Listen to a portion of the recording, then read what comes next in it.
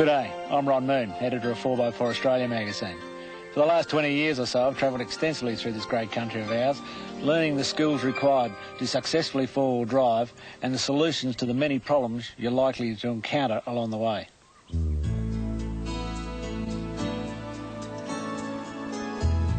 A four-wheel drive is just not another car or piece of machinery. It can become your very own escape machine and a means to an adventure. Once you own a four-wheel drive vehicle, get to know its different traits and characteristics. Some vehicles are part-time four-wheel drive with a transfer box that needs to be manually shifted between high-ratio two-wheel drive, high-ratio four-wheel drive and low-ratio. Some have a push button for high-ratio four-wheel drive. Others are constant four-wheel drive, while the all-wheel drive Pajero can be either two-wheel drive or constant four-wheel drive.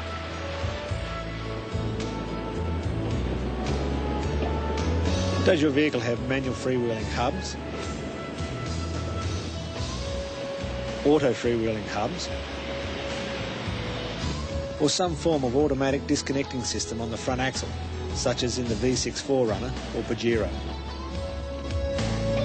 Don't confuse a centre diff lock found in constant four-wheel drive vehicles with a diff lock that is an optional extra on all four-wheel drives.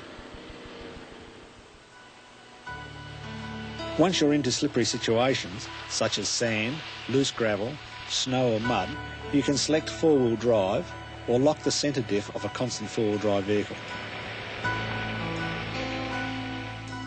Once the going slows, or you need more power and torque, then low-ratio four-wheel drive can be selected. Generally, high-ratio four-wheel drive can be selected on the move up to speeds of, say, 100 kilometres per hour.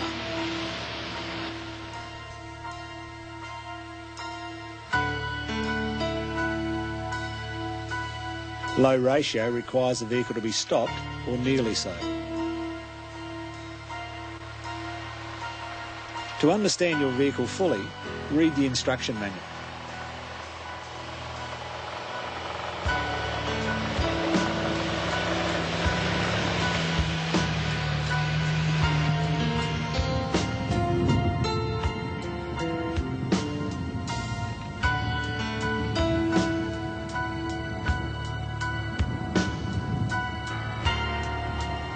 Before you set off on your first adventure into the wilds, there are a few things you should do and carry. Planning and preparation are important for any trip, and we discuss these fully later in this video.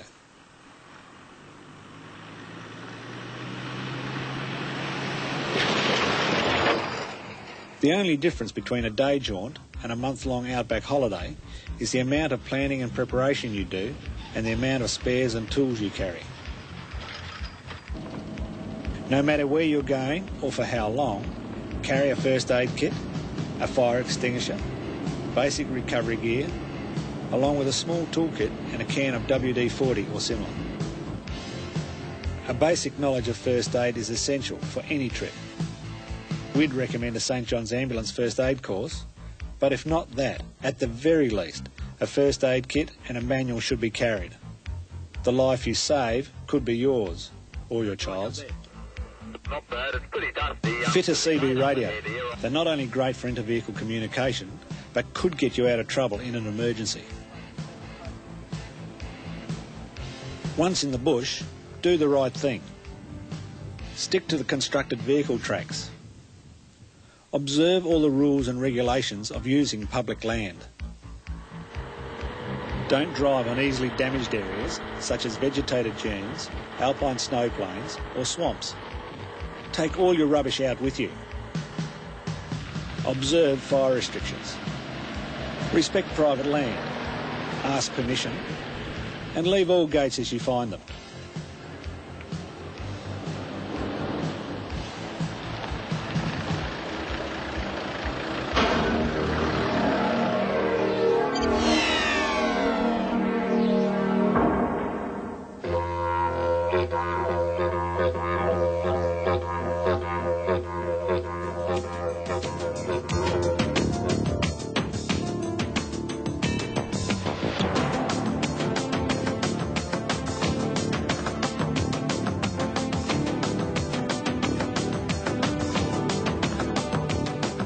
When I think of Outback Australia, 100 images of past trips flash through my head.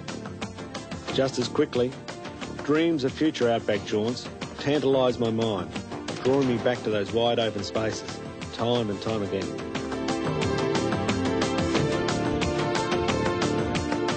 The Outback is part and parcel of the Australian psyche, yet many people never get to see or experience it.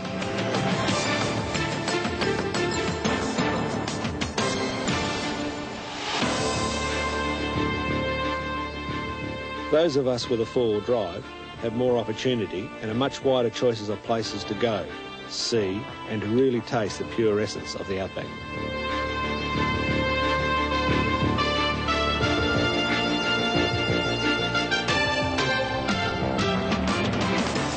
Outback Australia has changed greatly in the last decade. A ring of bitumen skirts the Australian coast, while a ribbon of tar cuts through the heart of the continent. While distances are still vast, much of the drama has been eliminated. Even so, when you venture off the blacktop, you are just as remote and isolated as people were 100 years ago. It can be a dangerous place.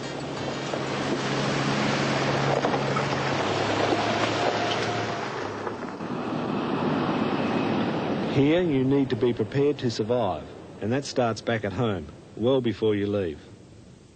Service and prepare your vehicle. Make sure everything is in good order. Carry a wide range of spares, suitable for servicing and minor repairs. Ensure you have an adequate toolkit to cover any eventuality. Even if you can't fix your vehicle's problem, somebody, with the help of your manual, might be able to. Don't forget, you can't carry everything you may need, so establish what equipment and supplies are really important to survive and to keep the vehicle moving. Next in importance are those items necessary for camping, followed by all those things that are, well, nice to have. If you don't watch it, these can fill the whole vehicle, overloading it and possibly breaking a spring. Keep heavy items off the roof rack as much as possible.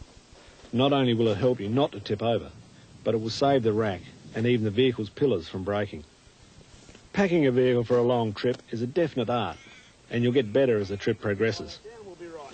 Okay, so we'll come up we'll stick to the telegraph line, coming up the main drag, and we'll go into Fruitbat Falls. Plan your route and find out as much as you can before you leave.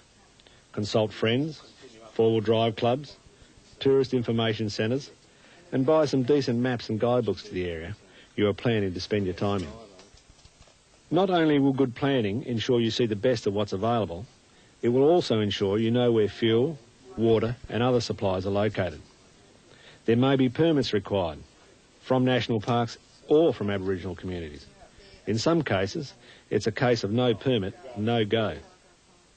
We've got permission to go through all this pastoral... Before you leave, let somebody know of your travel plans, where you intend to go and the estimated time of arrival. Don't forget to keep them informed of your progress so they don't hit the panic button unnecessarily. What town's it close to? This is? North of Wilcannia. Yeah. North of Wilcannia. There's a whole lake system out there. Once you're on the road, talk to other travellers, store owners, police and the like for the latest in local knowledge. Be flexible enough to adjust timetables and places to see in light of what you learn and the conditions prevailing at the time.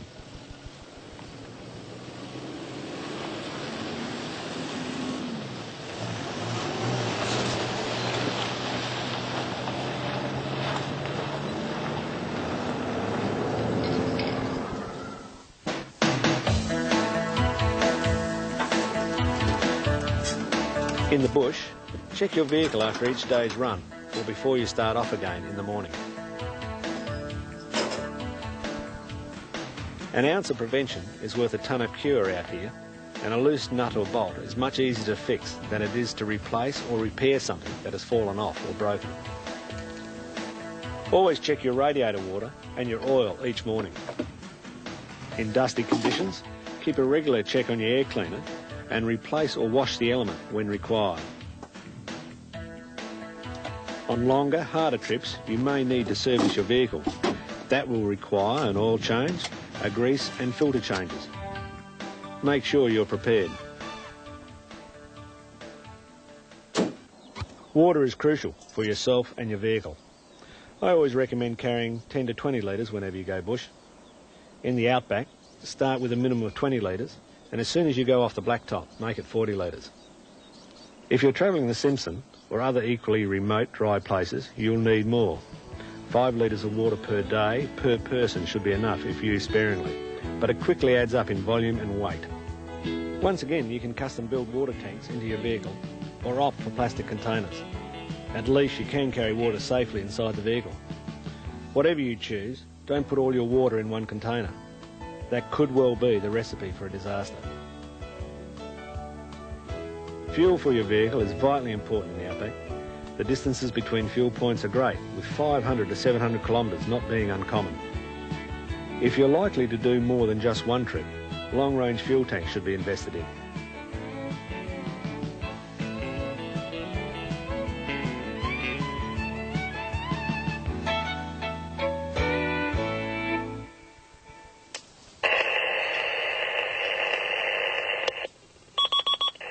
We've recommended some form of radio communication for all four-wheelers heading bush, but in the outback it's vital. An AM SSB CB radio will get you out of trouble on most occasions, but a HF radio set up for the Royal Flying Doctor Service and OTC is much more reliable, more flexible and an all-round better option. It's also a darn sight more expensive, but you can hire them from the RFDS or from good radio outlets Australia-wide. Whatever radio you choose to use, you'll need a licence from the Commonwealth Department of Communication. Victor Juliet Bravo is clear. Good driving lights are nice to have on any trip away from the bright lights of the city. In the outback, they're near essential. Not only do they make the trip safer, making it easier to pick up wayward roos and black bulls, but they also make driving less tiring. Travelling the remote areas of the outback is a lot safer and a whole lot more fun if you're travelling in the company of others. Not only can you split the workload of setting up camp, you can help each other out of bogs, repair tyres and vehicles, and later sit around the fire reminiscing the day's events and the problems of the world.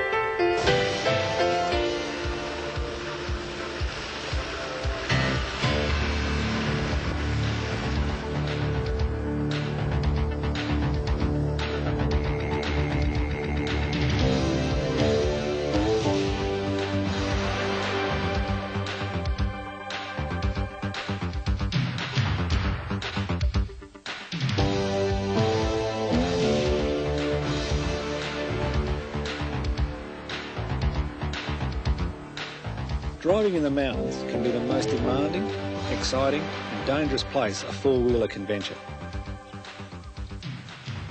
Narrow, slippery tracks, often deeply rutted or washed out, combined with steep hills, make any outing an adventure.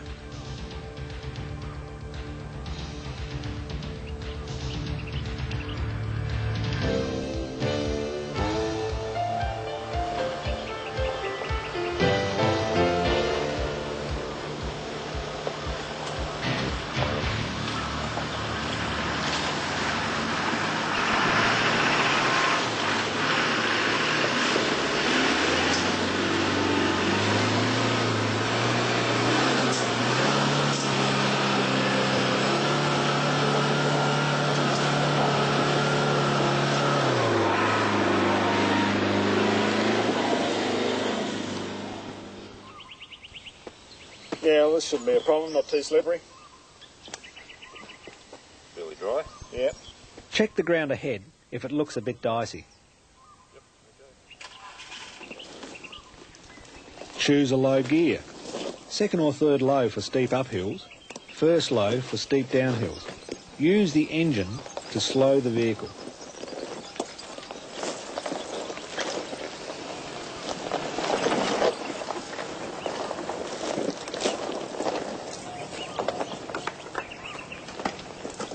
Use the brake sparingly and with caution.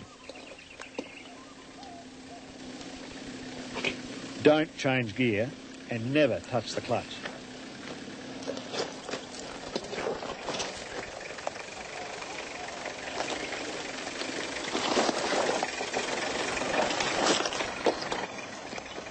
If the vehicle begins to slide sideways, very slight acceleration will normally straighten your descent.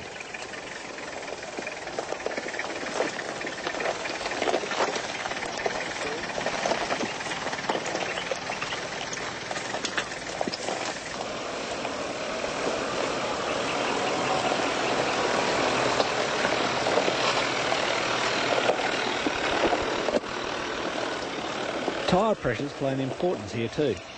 140 to 180 kPa, or 20 to 26 psi, are good tyre pressures for bush tracks.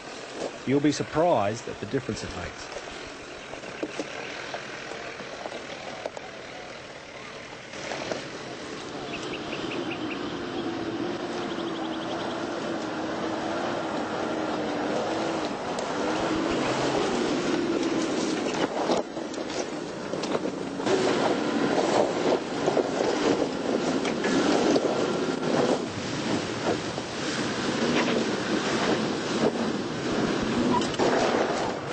If you stall going up a hill, you'll need to do what is known as a stall start.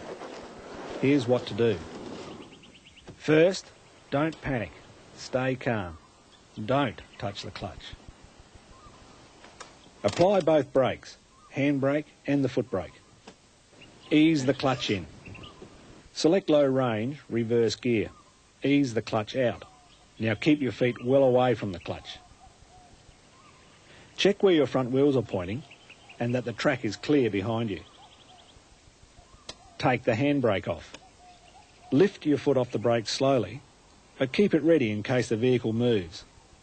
Keeping your feet away from the clutch and accelerator, start the engine. Let the vehicle reverse back down the hill, still not touching the accelerator or clutch. You may need to touch the brake slightly, but do so with care. Once you're back at the bottom, you can try again with a little more pace, try another route, or if all else fails, winch up.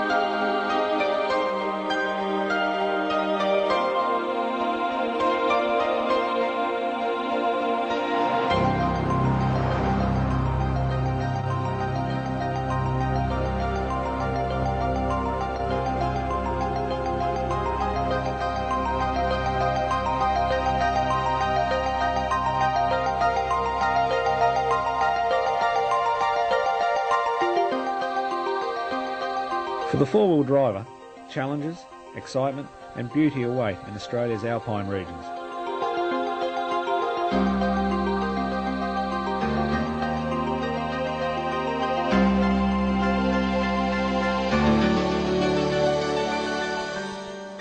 Like skiing as an acquired skill, driving in the snow demands special techniques and prior preparation.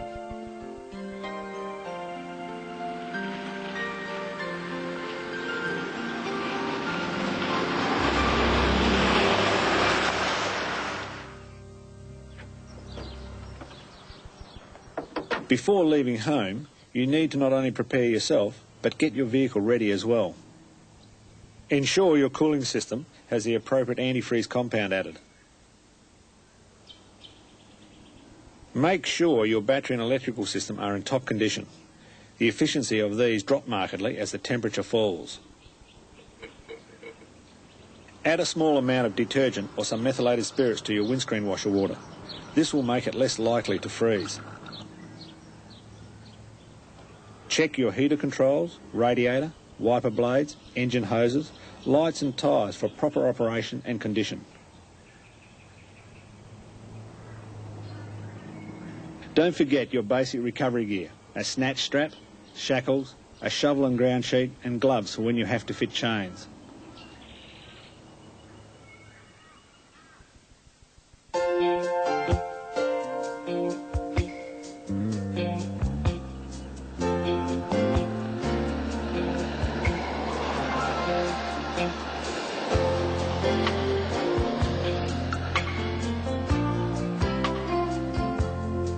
Keep a safe distance between vehicles and select 4-wheel drive once the going gets slippery.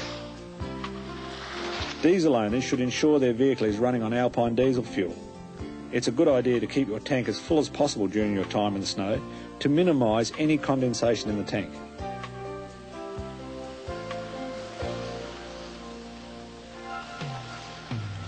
While a 4-wheel drive vehicle will go a lot further than a passenger car in the snow, sooner or later you will have to fit chains. Most mountain resorts insist you fit them where they consider it necessary, so be prepared. Keep your vehicle in 4-wheel drive and fit chains to the front wheels. This will ensure better control. Fitting is simple. Make sure the chains are not tangled. Drape them over the tyre. Tuck the chain end in under the wheel.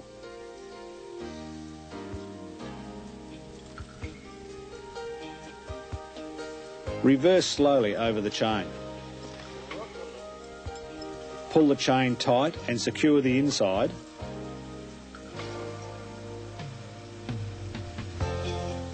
Then the outer link.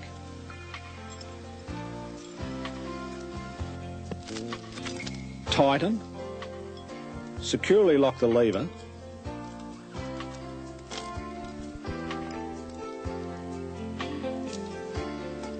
Then fasten the end link.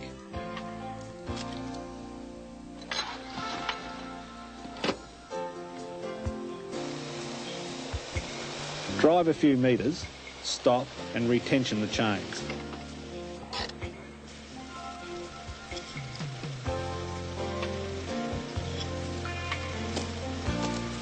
Chains will improve control and traction enormously, but you must take care as ill-fitted chains will cause vehicle damage.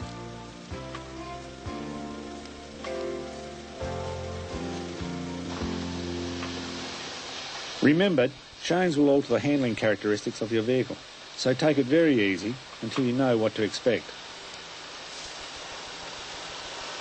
Keep your speed down to below 50 kilometres an hour. This will reduce wear. Chains can also cause severe environmental damage, so stay on roads and tracks that are open to traffic. There are a wide variety of chains available, but the best type is the so-called diamond pattern, which gives better traction, control and braking. Practice fitting your chains before you leave home.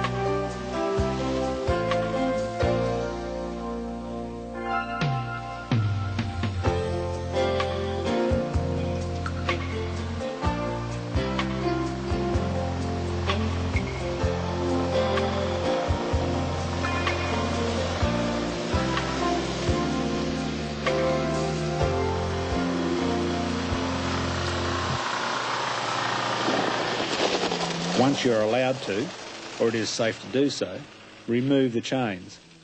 Your tyres and the chains will last longer for the care and consideration you have shown.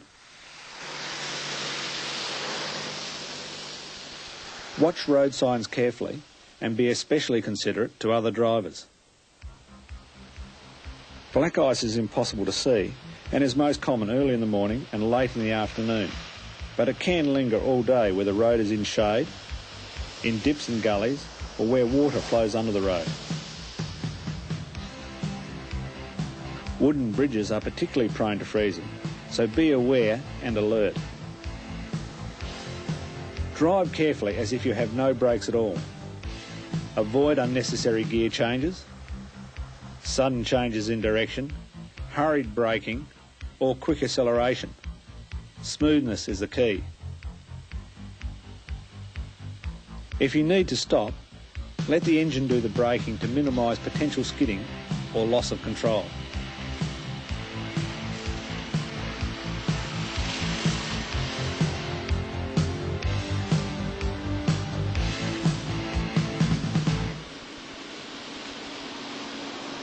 If you park overnight in the snow, park only where indicated and as far off the road as possible. Reverse up a short distance if possible to ensure you have a smooth, compacted surface to leave from. Leave the vehicle in gear, but don't engage the handbrake as it can freeze in the on position. Lift the wiper blades from the windscreen to avoid them freezing to the glass. While it is a good idea to chock the wheels with a rock when you're in the bush, in a resort it may damage snow clearing machinery. If the temperature really drops, cover the engine and radiator to minimise freezing, and periodically clear the snow from your vehicle.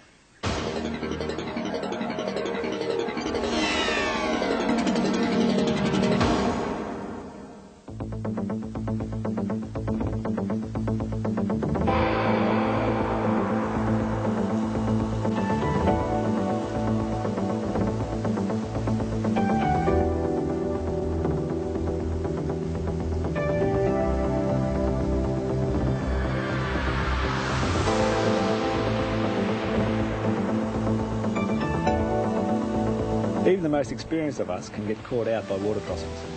Not only is there the depth of water to contend with, but the type and quality of the bottom, hidden obstacles, current, and finally, the width of the obstacle. Generally, if your vehicle is in good condition, you should be able to handle water crossings of an easy nature up to axle height in depth and 20 metres wide with minimal preparation. The trouble is, unless you know the crossing, you don't know what is hidden under the surface or what the depth is. In that situation, always check, picking your route for the easiest crossing. Sometimes you may need to mark it with sticks or volunteers from your party. Don't forget to pick and check your exit point.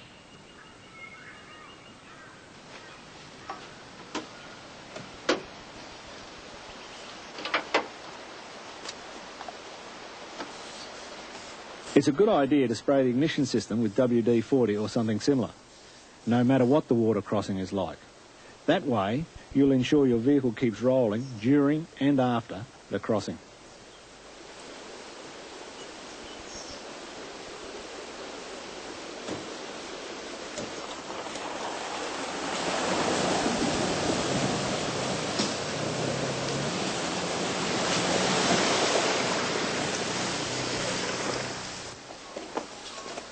In deeper water, or on wider crossings, you will need to do a little more preparation. Fit a blind to the front of the vehicle. This is to help in the formation of a bow wave in front of the vehicle, allowing the engine to run in a greater airspace. If your fan isn't fitted with an automatic clutch, disconnect the fan by loosening the fan belt. Select low ratio second gear. Enter the water with a reasonable amount of speed. Too slow and you won't be able to build up a bow wave. Too fast and you'll drown your vehicle. Don't change gear unless absolutely necessary. You'll be surprised, but a lot of vehicles tend to float, and that's not good as you'll quickly come to a stop. Once you are through, your brakes may be ineffective. They can be dried by driving a short distance with the brake on.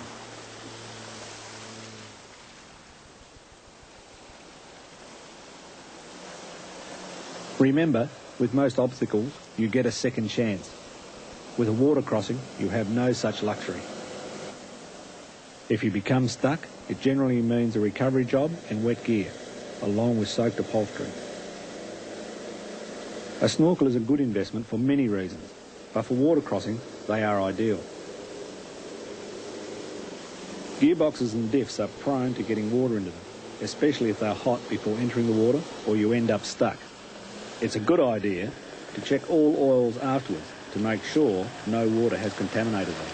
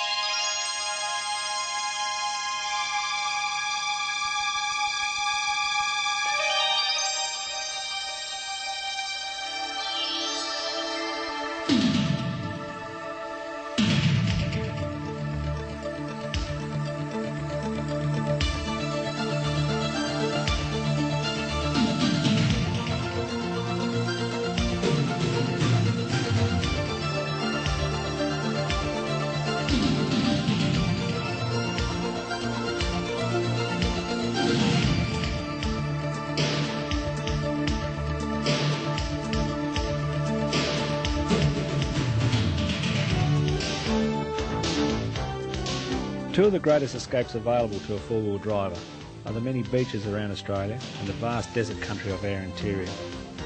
There's no better sense of space, of freedom than cruising the white, sandy, wave-washed beaches of Fraser Island or cresting one of the dunes along the Canning or across the Simpson Desert.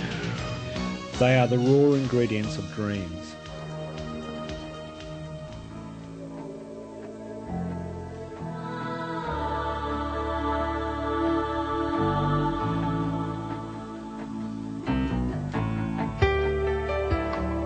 Sand, though, can be a real challenge to drive on, and no matter where it is, subjects the vehicle to a heavy workload. The object is to make the driving as easy as possible while keeping the strain on the vehicle to a minimum.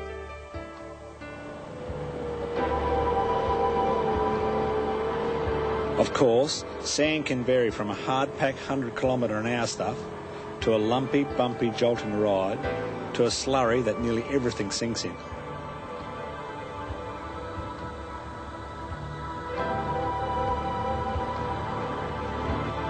Tyres play an important part here, with good sand tyres having a relatively large rolling diameter, a wide, smooth, rounded profile, and a shallow, close tread pattern.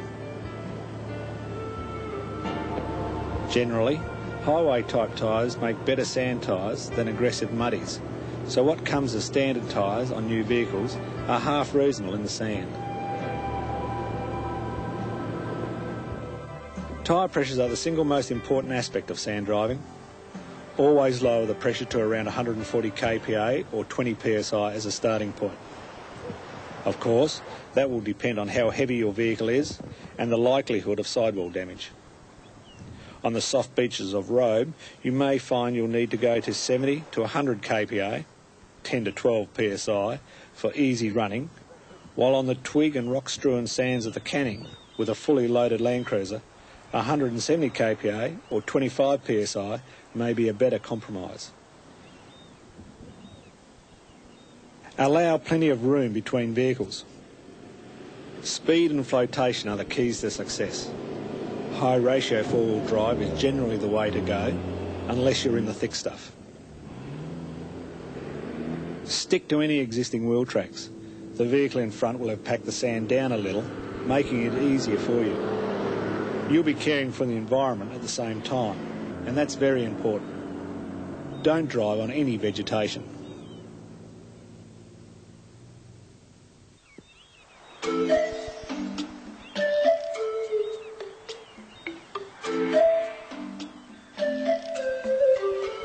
Avoid sudden changes in direction or acceleration. Too high a speed or sudden changes of direction can tear the tyre from the rim. Coast to a stop and use the brake sparingly.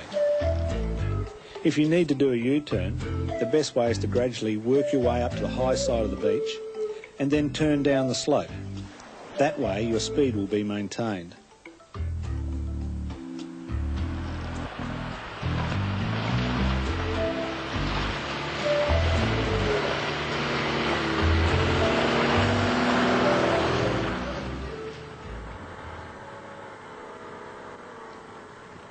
Tackle dunes head on and exercise caution on steep slopes. Do not brake and keep the nose of the vehicle pointing downhill. Don't go fast, but don't go so slow that the wheels stop or the vehicle begins to slew sideways.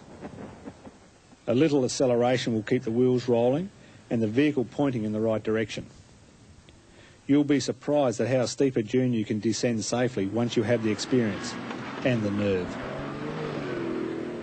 Be careful in large bare areas of sand when the sun is overhead. A condition similar to a snow whiteout can occur, and the lack of shadows mean you can't pick out any hollows or bumps.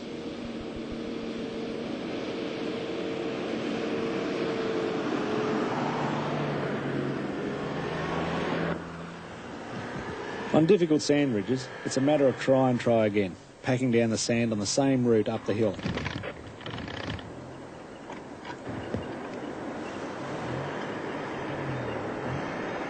Try different gears and ratios. As you become more experienced, you'll begin to know what your vehicle prefers to a particular circumstance.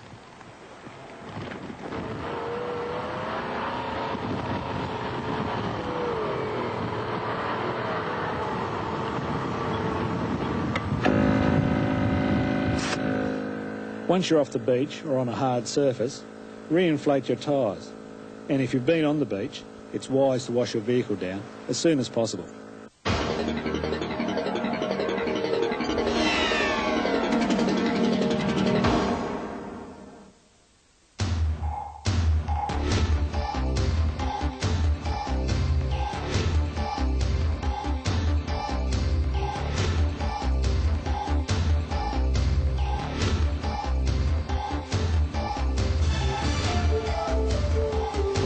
You'll find mud, glorious mud, everywhere in Australia, and the variety and the form it takes is as variable as the places you'll find it.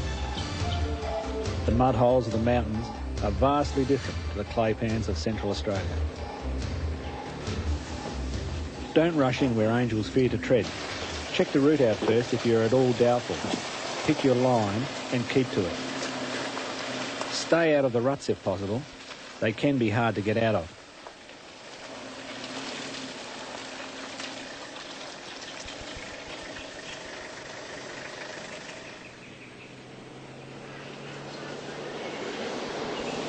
Speed and power are essential. Tyre pressures also play an important part. The main thing is to keep moving. Low second or third are probably the best gears, but it really depends on how deep and sticky the mud is.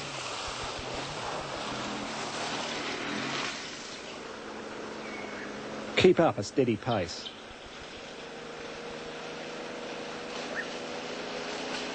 If you begin to lose traction, move the steering wheel vigorously from side to side to help the tyres maintain their grip.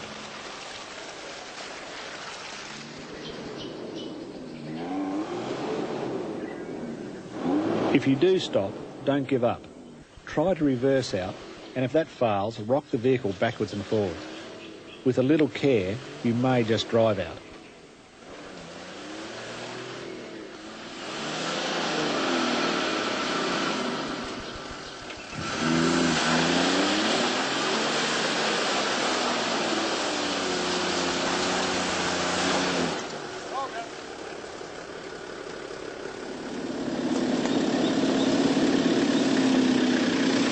Be extremely careful on slippery slopes. They can be dangerous.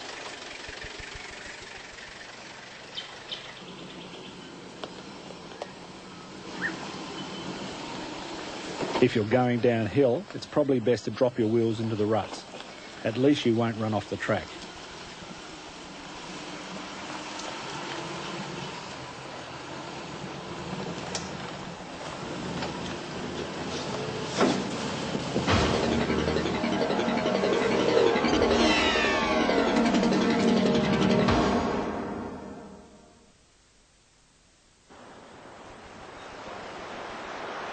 When all else fails and you end up stuck, you need to be able to get out of the situation you got yourself into.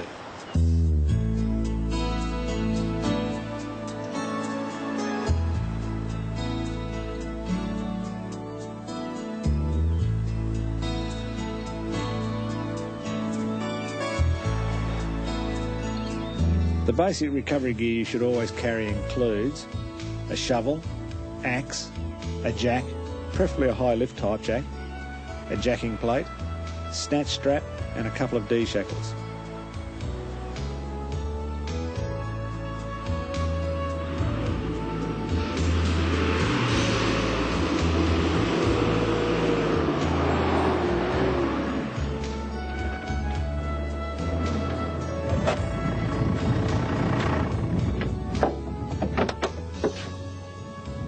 Yeah, to get a snatch strap, I think. Probably the most useful item you can carry is a snatch strap. A 5 cm wide by 9 metre long strap is the one generally available from 4-wheel drive accessory shops. They're normally rated at around the 8-tonne mark. Line the towing vehicle up as straight as possible with a bogged vehicle. Uncoil the strap completely, making sure there are no kinks in it, and connect the ends securely to each vehicle.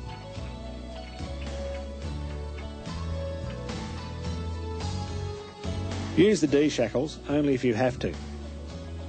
Make sure they're properly rated and stamped. Do them up properly by doing them up finger tight and then backing them off slightly. Avoid any sharp objects that may damage the strap. Keep about 2 to 3 metres of strap looped slackly between the vehicles. When all spectators are out of the way, on a given signal, On the count of 3. 1, 2, 3. the towing vehicle gently accelerates to take up the slack to snatch the bogged vehicle out. The bogged vehicle tries to assist by driving out. If the first attempt is not successful, try again with a little more acceleration and a little more slack. If both vehicles are facing uphill, you may need to lengthen the snatch strap. Don't join straps with a D-shackle. It's liable to become a dangerous missile. Loop the straps together and place a piece of wood or rolled up newspaper in the knot so you can undo it afterwards. Most obstacles can be overcome in this manner, but if all else fails, you'll need to winch. When the going is tough, and especially when there is only one vehicle, a winch is the ultimate recovery tool.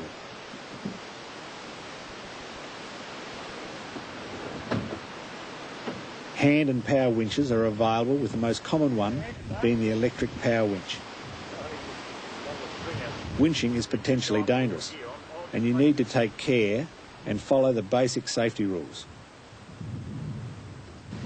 Always use gloves to control the cable. Use a tree trunk protector when using a tree as a winch point.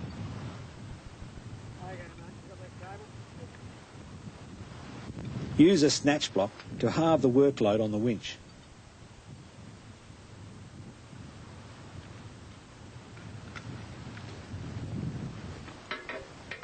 Do a final check on all connections and D-shackles before starting to winch. Make sure there are at least 4 wraps of wire rope on the drum before load is applied to the winch. Take up the slack carefully. Avoid shock loading the winch and cable. Use an old blanket or something similar draped over the cable to act as a damper if the wire rope breaks. Once the vehicle begins to move, don't accelerate it hard.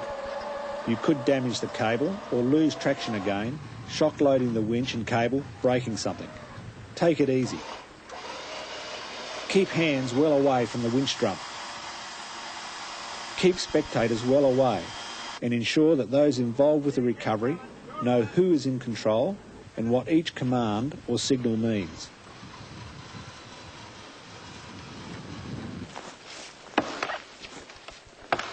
While the use of the axe and the shovel is patently and often painfully obvious, other recovery gear you could find handy in some situations include the high lift jack, turfer hand winch, winch extension straps, ground anchors, a length of high tensile chain, and last, but by no means least, an exhaust operated air jack or bull bag.